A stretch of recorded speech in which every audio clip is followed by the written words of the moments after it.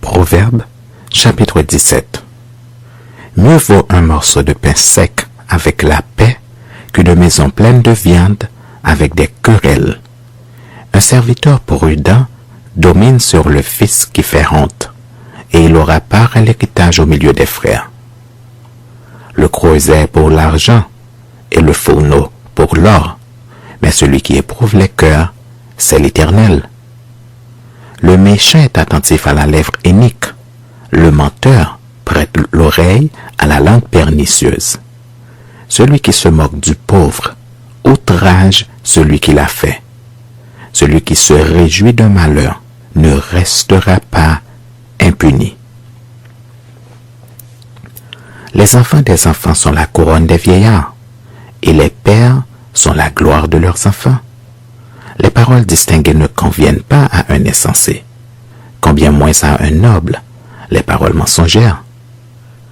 Les présents sont une pierre précieuse aux yeux de qui en reçoit. De quelque côté qu'ils se tournent, ils ont du succès. Celui qui couvre une faute cherche l'amour, et celui qui la rappelle dans ses discours divise les amis.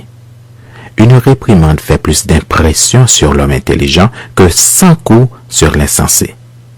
Le méchant ne cherche que révolte, mais un messager cruel sera envoyé contre lui.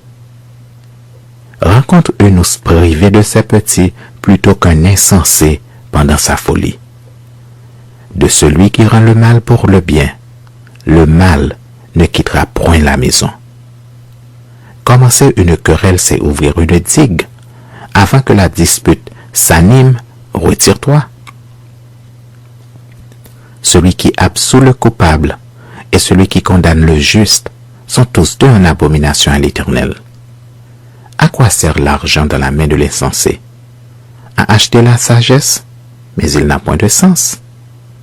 L'ami aime en tout temps, et dans le malheur, il se montre un frère. L'homme dépourvu de sens prend des engagements, il cautionne son prochain. Celui qui aime les querelles aime le péché. Celui qui élève sa porte cherche la ruine. Un cœur faux ne trouve pas le bonheur, et celui dont la langue est perverse tombe dans le malheur. Celui qui donne naissance à un insensé aura du chagrin. Le père d'un fou ne peut pas se réjouir. Un cœur joyeux est un bon remède, mais un esprit abattu dessèche les eaux. Le méchant accepte en secret des présents pour pervertir les voies de la justice.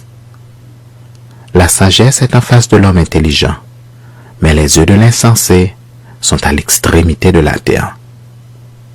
Un fils insensé fait le chagrin de son père et l'amertume de celle qui l'a enfanté.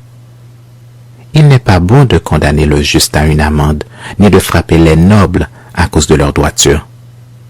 Celui qui retient ses paroles connaît la science, et celui qui a l'esprit calme est un homme intelligent. L'insensé même, quand il se tait, passe pour sage. Celui qui ferme ses lèvres est un homme intelligent. Est un homme